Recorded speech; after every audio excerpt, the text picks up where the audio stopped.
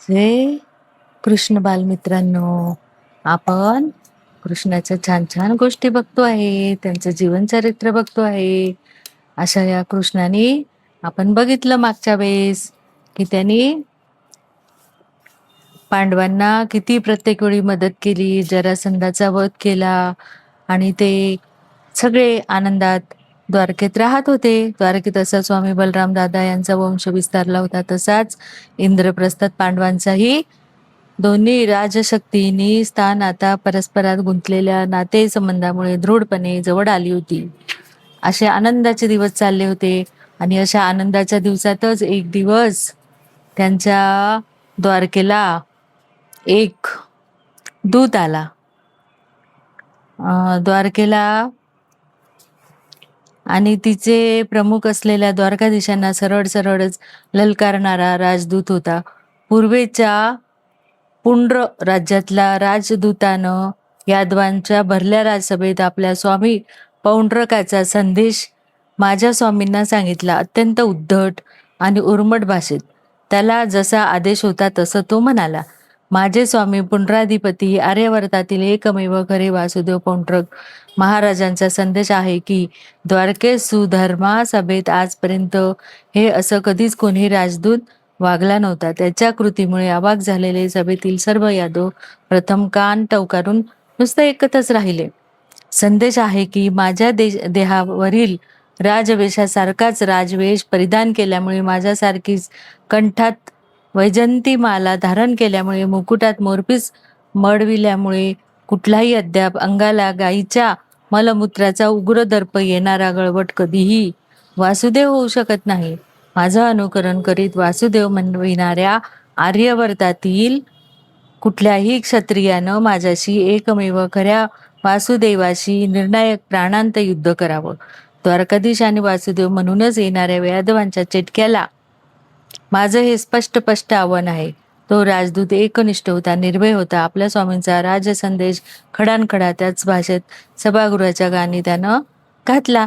दुसऱ्या क्षणी मात्र हाकला त्याला, बंदिवान करा त्याला, कंठस्नान घाला, असा प्रचंड गदारोळ यादवात उठला. आरडाओरडा करणाऱ्या असंख्य सुधर्मा सभेत जे कधीच घडलं नव्हतं ते रणकंदनच आता घडणार होतं.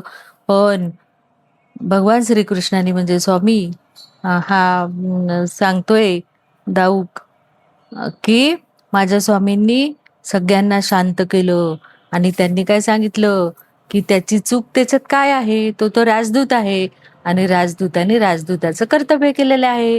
तो एकनिष्ठ राजदूत आहे आणि म्हणून त्यांनी जसं त्याच्या याने सांगितलं, राजाने सांगितलं तसाच तो इथे येऊन बोललाय. त्यात त्याची काहीच चुकी नाहीये. तर त्याचा मान सन्मान केला पाहिजे. आणि त्याच्या पौंड्र देशामध्ये जो एक पौंड्र होता तो काय करत होता की मीच कृष्ण आहे आणि कृष्णाचा सारखा साज शृंगार करत होता आणि नगरवासिका यांना सांगत होता की मीच वसुदेव आहे आणि हा डुप्लिकेट आहे आणि मीच ओरिजिनल आहे, असा तो सांगत होता. आणि असं सांगत सांगत त्यांनी जरासंधाला पण जाऊन भेटलेला होता आणि खरं पाहिलं तर हे कृष्णाच्या आत्याचे मुलं होते.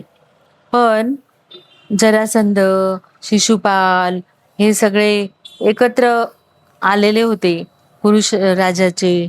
पौंड्रानं खूप खूप विचार करून दूरदृष्टी आपला राजदूत द्वारकेत धाडला होता. बरोबर त्यानं असं भासवलं होतं की एकटेच वासुदेव म्हणून द्वारकाधीशांना डिवचणार आव्हान देतो आहोत. पण तसं नव्हतं. तर तो करुष देशाचं दंतवक्र व विदुरथ आणि लगतच्या वंगाधिपतीशी गुप्त बैठक घेऊन राजकीय संधान साधलं होतं.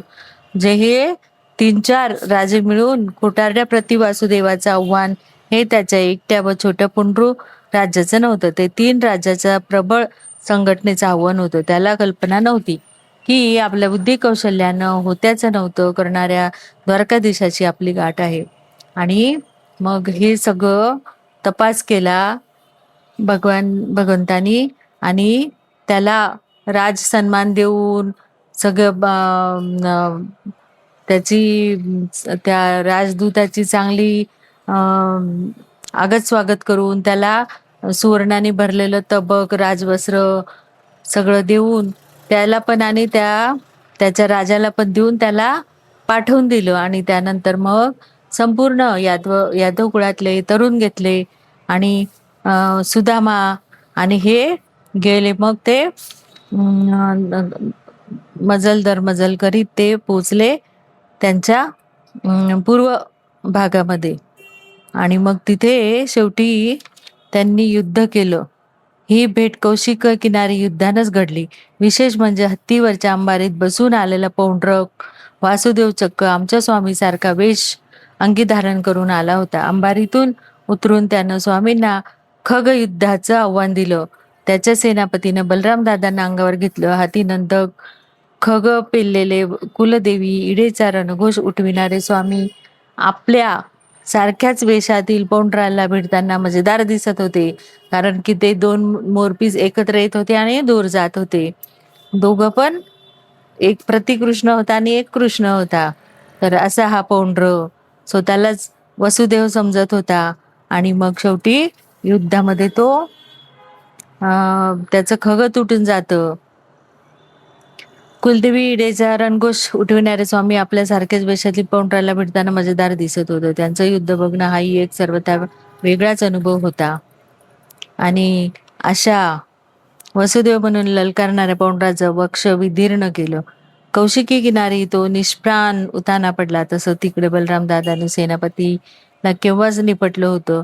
स्वामी शांत पावली प्रति वासुदेवाच्या जवळ गेले. बाजूला पडलेल्या त्याच्या मुकुटातील मोरपीस त्यांनी वाकून हलकेच हाती घेतलं. कमरेच्या शेल्याच्या शेवानं त्यावर पडलेल्या प्रतिवासुदेवाच्या रक्ताचे 4 थेंब हलक्या हातानं पुसून टाकले. आपल्या हातचं मोरपीस माझ्या हातावर ठेवत ते म्हणाले, हे कौशिकीच्या पात्रात म्हणजे नदीमध्ये विसर्जित कर दारुका. कसाही असला तरी माझ्या वासुदेव पदाला प्रति हा शब्द जोडून मला माझ्या वासुदेव पदाचं सतस्मरण देणारा वीर होता तो. या भारतवर्षातील मस्तकीच्या सुवर्ण मुकुटात मोरपीस मिरवणारा माझ्या नंतरचा एकमेव नरेश होता तो. आता आर्यश्रेष्ठांची म्हणून स्वामींच्या आज घडलेल्या नव्याचं दर्शनाचा विचार करत मी कौशिकीकडे चालू लागलो. आणि मग ते त्यांच्या आत्याबाईंना पण भेटायला गेले. आत्तेबंधूंचा सर्वात मोठा अक्षम्य अपराध कोणता असेल तर त्यांनी मगध राज्याचा जरासंधाच्या शतशीर्ष यज्ञासाठी लागणारे अनेक नरेश स्वहस्ते बंदिवान करून गिरिव्रजात धाडले होते. शिशुपालाचं न भरभरू 100च अपराध केले होते. या उभय बंधूंनी तर त्याहून अधिक केले होते. यादवांची विजयी सेना बलरामदादा स्वामींचा जयघोष करीत करुष देशाच्या सीमेत घुसली. करुषाच्या सीमेवरून स्वामींनी दंतवक्राला संदेश धाडला. गोकुळचा नंद यशोद्याचे गोपपुत्र बलराम श्रीकृष्ण कृष महाराजांच्या आणि त्यांच्या बंधू विदुरथाच्या भेटीसाठी आलेत. मगदाचे सांप्रतचे सहदेव महाराज द्वारकाधीश परस्पर स्नेही असल्यामुळे ते काही आता कुरुष राज्यात येणार नाहीत. शक्यता आहे गांधार देशीच्या कालयवनाचा पुत्र या सहाय्यास येण्याची. आपण त्या दुरुस्तास अवश्य पाचारण करावे. आणि मग नंतर ते बलराम दादांनी सौनद मुसल व संवर्तक नागराच्या प्राणभेदक प्रहाराने यम सदनाला धाडलं कुरुशाच्या सेनापतीला.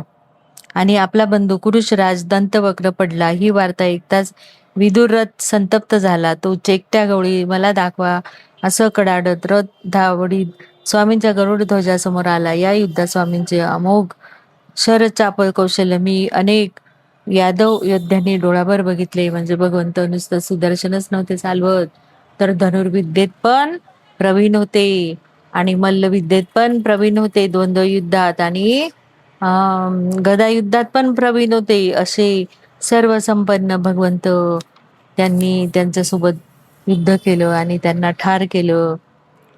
पूर्वजांनी रक्त सिंचून उठवलेल्या राजसिंहासनावरच्या शासकानंच केलेला अन्याय हा सर्वाधिक वाईट. मी माझ्या आतेबंधूंना वज्ञात कसलाही अपराध केलेला नाही. तरीही आशीर्वादाऐवजी मला शाप द्यायचा असेल तर तो द्यावा. तोही आनंदानं स्वीकारण्यासाठी मी आलो आहे.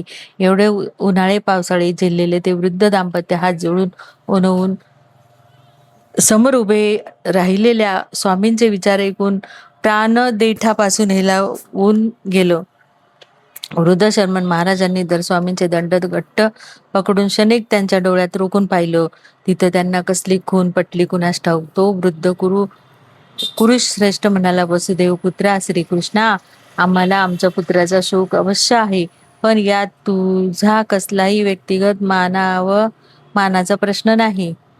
हे पटलं. माझ्या पुत्रांना मी वेळोवेळी सांगत आलो, एकदा द्वारकेला जाऊन या, बलराम श्रीकृष्णांना भेटून या. पण दोघेही अहमपणापोटी कधीच द्वारकेला तुमच्याकडे गेले नाहीत. गेले ते ब्रजात जरासंधाच्या पंखाखाली. आत्याबाई त्यांना जोड देत म्हणाल्या, आम्हा दोघांना मात्र अनेक वेळा द्वारकेला यावंसं वाटलं, तुझं दर्शन घ्यावं, तुझं वैभव डोळ्याभर बघावं, वसुदेव दादा, देवकी, रोहिणी वहिनी यांना भेटावं. पण समुद्रकाठावर आम्ही राहिलो आणि तू पूर्व देशात. त्यांचे डोळे पाणावले. वासुदेवा, आमचं मनोगत ताडून तूच आलास. भेटीसाठी बरं वाटलं. वसुदेव महाराजांना आणि दोन्ही महाराणींना आमचे प्रणाम सांगा. हा प्रसंग समोर बघत असताना मी स्वामीबद्दलच्या अनेक उलटसुलट विचारांचा स्वामींच्याच विचारांनी तडमडलो. काही केल्या निंद्रा काही येत नव्हती. आणि हे मग आत्याबाईंना भेटून दंतवक्र विदुरथ यांच्या वधाच्या वार्ता उत्कल गणराज्यात पोहोचल्या होत्या. आणि मग हे परत आपले निघाले द्वारकेला जायला. आणि रस्त्याने जाताना त्यांनी पाहिलं की आपला जो दाऊक आहे तो रात्रभर झोपल्या नाहीमुळे त्याचे डोळे लाल झाले, म्हणून त्यांनी ती रथनिळ आपल्या हातात घेतली आणि त्याला सांगितलं की तू थोडा वेळ आराम कर, गोरस डोळ्यामध्ये टाक आणि आराम कर. असे आपले भगवान कृष्ण सगळ्यांची काळजी घेणारे. आणि जय श्री